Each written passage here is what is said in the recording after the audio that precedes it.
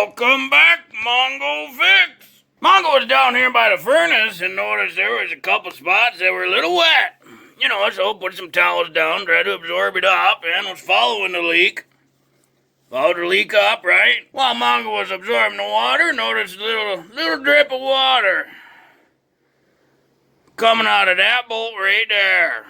So, obviously, water coming from inside the furnace. What's supposed to happen is the water from inside the furnace, it collect water from condensation, and it go down these little tubes into this little reservoir.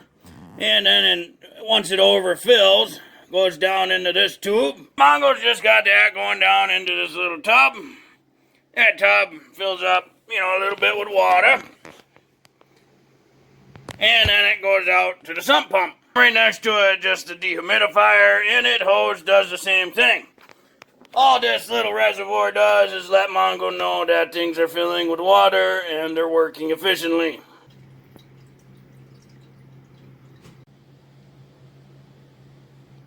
This little tube, it used to go to a condensate pump that used to sit there, but Mongo figured, why have two pumps? It got a big sump pump, no reason to waste electricity on running two things. Now, first off, Mongo got a couple complaints and grievances about furnaces. One, furnaces are nothing more than an appliance. They're really basic. Gas comes in, there's a little valve that opens and closes, turning gas on and off. When it's open, it goes into a burner.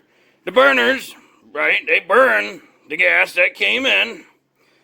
That heats up a heat exchanger, and then there's a big giant fan at the bottom that blows air over the heat exchanger, and that air then goes out to your house, warms your air in your house, warms your house. For your burners to work right, this one has an intake tube so that you get clean air from the outside. That goes to feed the burners. The exhaust from that, right, you're burning stuff, you're burning gas, you're burning anything, so the fumes have to be removed.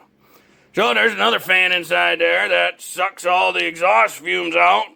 Another pipe that goes out to the outside of the house, so that way you're not breathing carbon dioxide. There's a big warning and danger for carbon monoxide, carbon dioxide, and whatever other fumes might be in there. Well, in a nutshell, that's a furnace.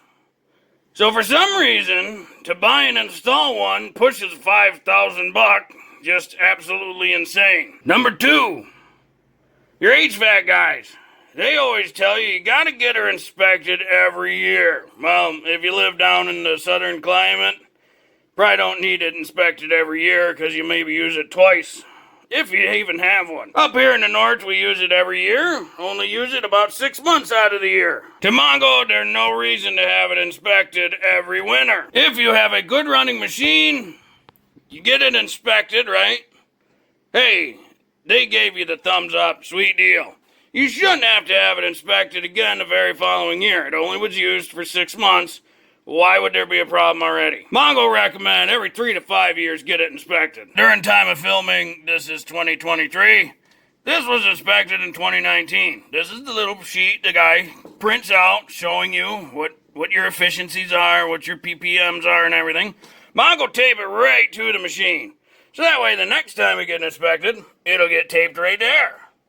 So that way the next inspector can come in and say, oh man, last time these were the numbers, this time these were the numbers. And then he'll complain to Mongo like, oh, you should have this inspected every year. And Mongo will say, no, if it's a good running machine, Mongo's not going to waste his money for you to come over every year and say, yep, it's still a good running machine. There is risk there, because if something did happen in that year, can be expensive.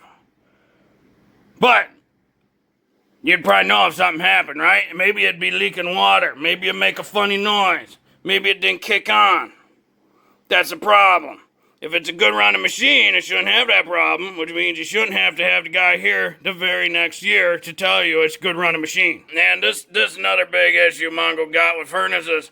This is the actual size of the opening for the filter. And there's never any filters that actually fit that.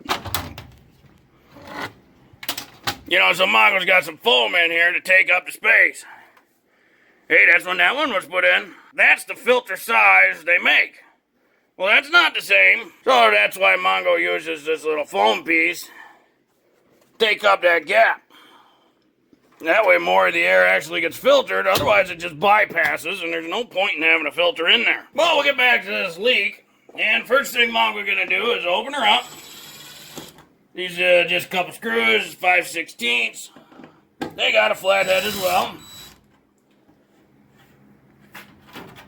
Talk about overrated. I mean, they just put little basic 3M single-sided tape to seal the thing.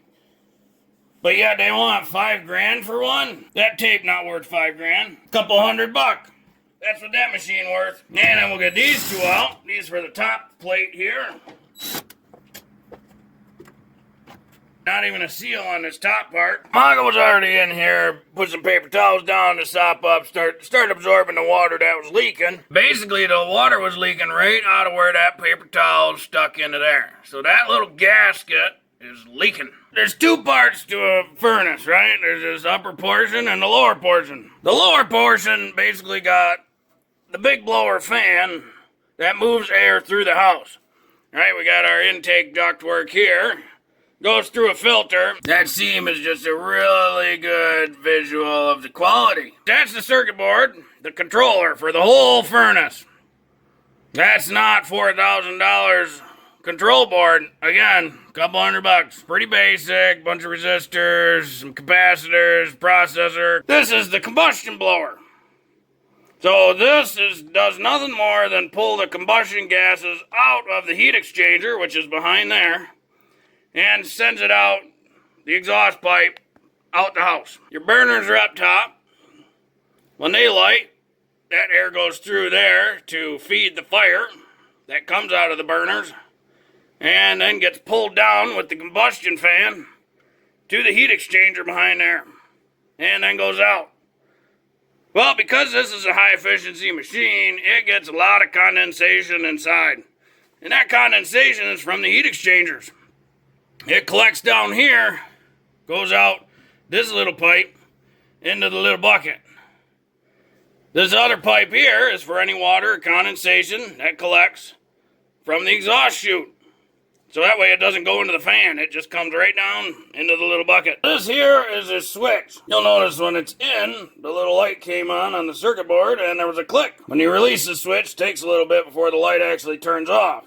But this is just a switch for that panel. When that panel's up here and screwed in, it closes that switch, allowing the device to run. But when the panel's off, the furnace won't run. And that main relay down there is what cuts all power to the rest of it. So before you work on any of this stuff, you got to make sure the whole furnace is off. A couple different ways you can do that. These guys who installed this put a little switch here. Kills power to the outlet along with the furnace. You could also shut the breaker off, and that'll kill power to the furnace. Undo the connections for this fan, because this fan's got to get removed. Looks like there's a ground wire in there too. Little 11/32 fits that one pretty good. And we'll loosen up these little clamps. And we got a bunch of 1/4" screws here.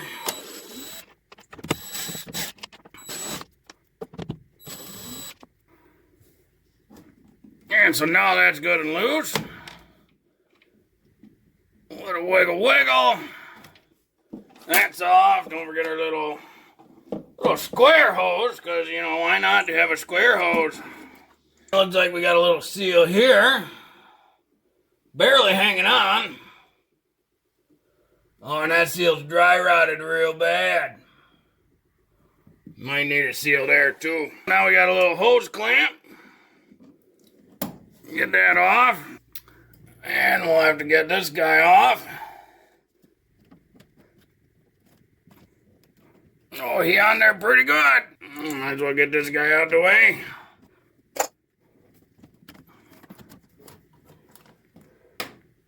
There she bopped. Now we can get to all the little screws in there holding this cover plate on. And we can start taking them out. They all 5/16.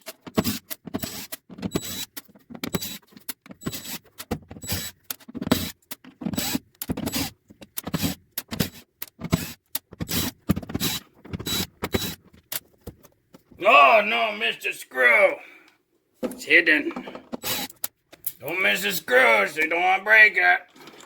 Boy, that thing all sorts of deformed. You can feel. You know, you rub your finger over that, you can feel all the warps and bumps and ridges.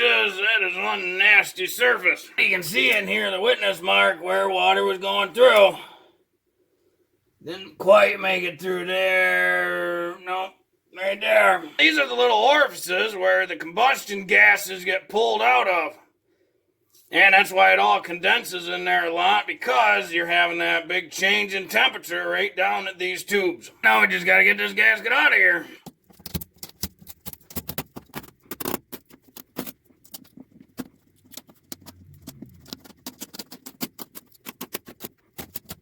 There's nothing special about it.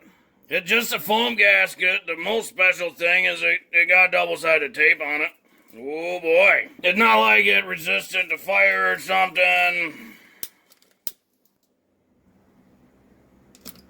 Yep, burns like anything else. So it's nothing special, but you can look it up online, you know, if you want to put a new gasket back in, but it's just foam gasket. It'll compress and it'll dry rot. And this surface really warped. It's really not flat at all. Mongo's not reusing this same foam crap.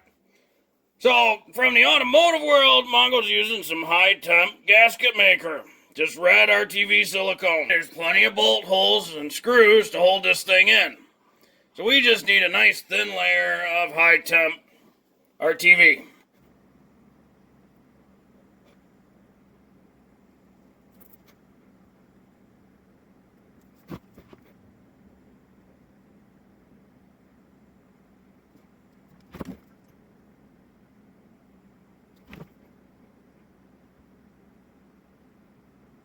Look like in here the gasket material pretty much off, so there's not too much, if any, cleaning we really need to do. This stuff all on the other side of the bolt holes. So the new silicone gasket, it's not going to be there anyway. There's tape residue, but the tape residue should be okay. So that's pretty good to Mongo. Now, on a personal note, you know, you use the impact gun thing to take all the screws out. Mongo would use just by hand to put all the screws in.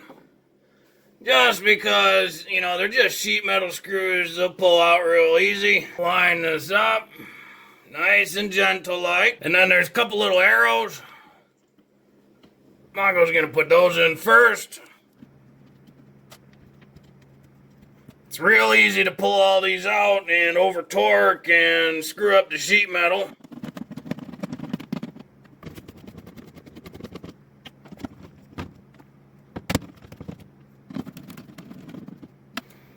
And now we'll get all the rest of them in there.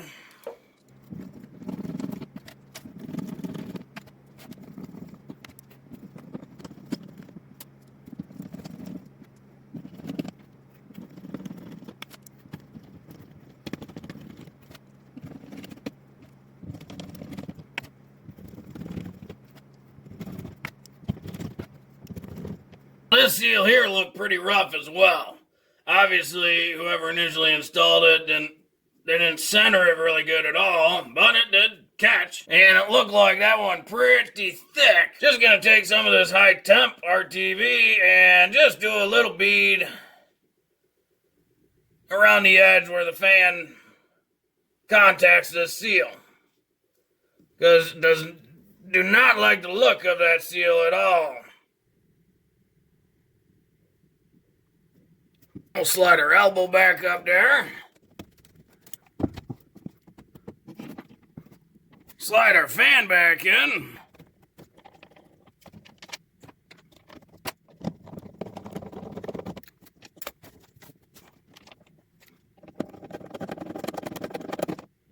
Just snugging them up. Don't have to go crazy tight. Again, just screws into plastic, so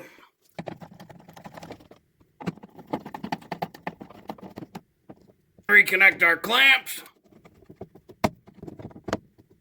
and get our little drains back on here. You gotta have those.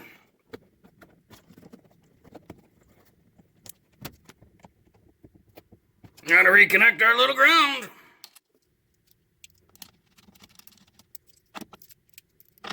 And then reconnect the electricals to our motor. Before we test, Mongo's gonna throw the bottom panel back on. But we forgot the hose. Don't forget your hose. The square hose has got to go on there.